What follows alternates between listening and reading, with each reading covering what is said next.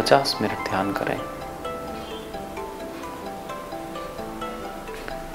ध्यान करें। क्या ध्यान करना है? यहीं पर इसी में ही भेद छुपा है ध्यान का।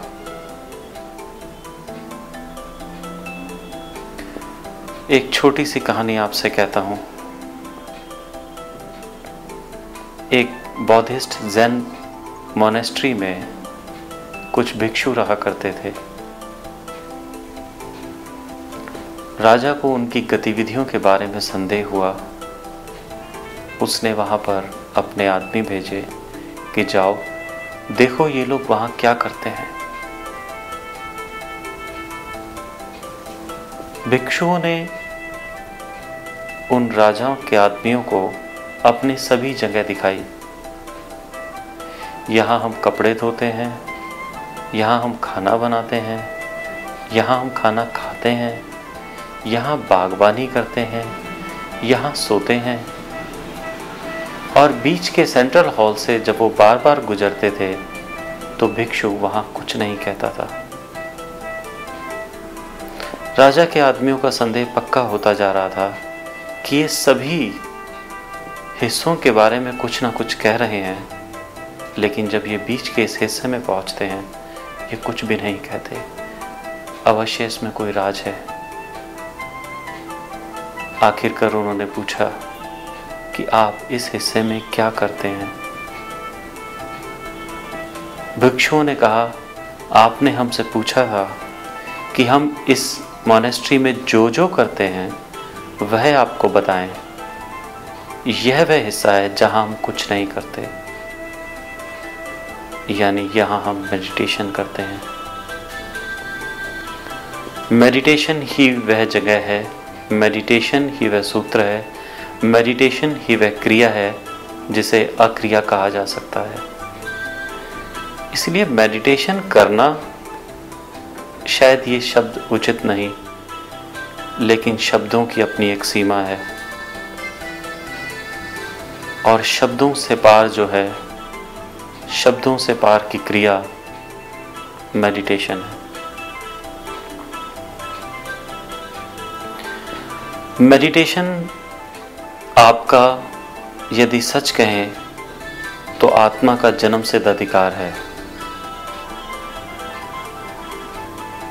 मेडिटेशन में क्या होता है ये शब्दों से परे है। इसे कहा नहीं जा सकता, केवल अनुभव किया जा सकता है। यदि मैं आपसे पूछूं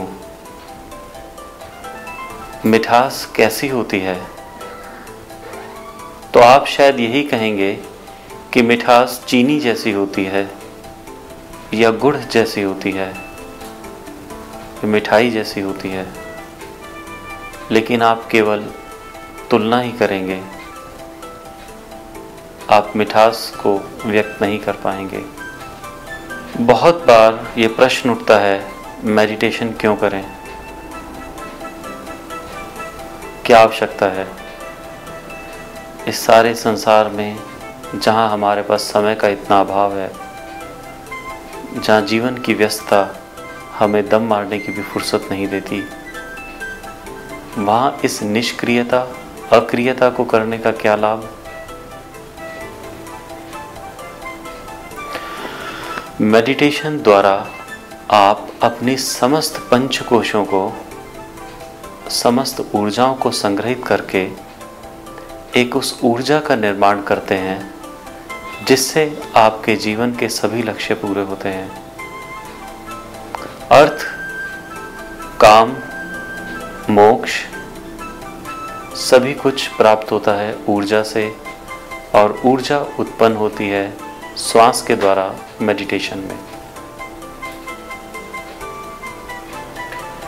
इसलिए प्रथम सूत्र है मेडिटेशन इन द राइट वे। सोचने का विषय ये है कि ये क्यों कहा गया इन द राइट वे?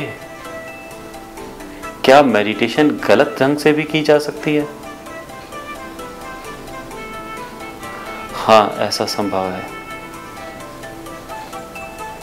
अक्सर हमने मंत्र को, विजुअलाइजेशन को और क्रियाओं को मेडिटेशन का नाम दे दिया है।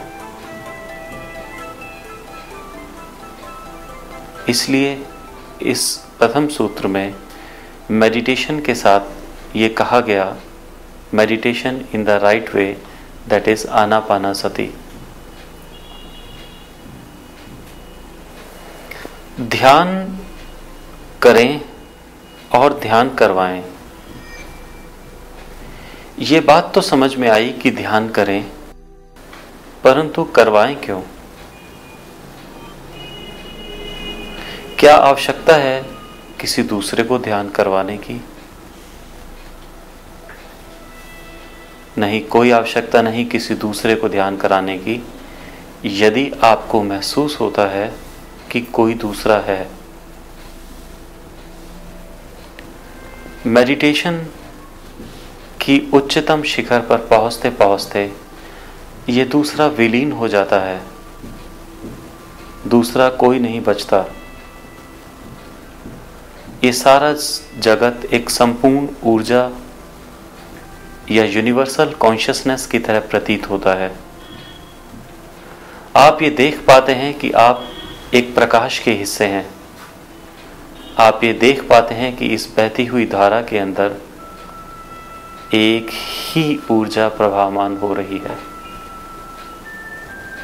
जब दूसरे का भेद खत्म होता है तो फिर मेडिटेशन आप खुद भी करते हैं और दूसरे को भी कराते हैं।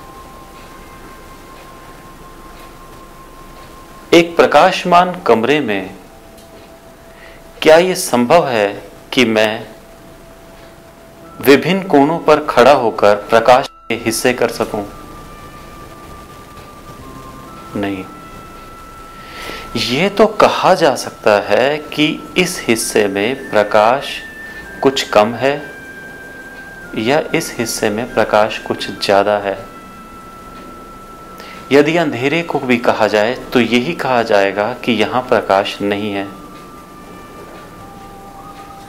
प्रकाश की निम्नतम स्तर और उच्चतम स्तर दोनों ही एक हैं। इसी प्रकार से परम आत्मा से निकली हुई समस्त आत्माएं एक हैं। तो हम कहते हैं स्वयं भी ध्यान करें, दूसरों को भी ध्यान कराएं, क्योंकि दूसरा अब है ही नहीं, केवल मैं हूं। अहम ब्रह्मास्मि।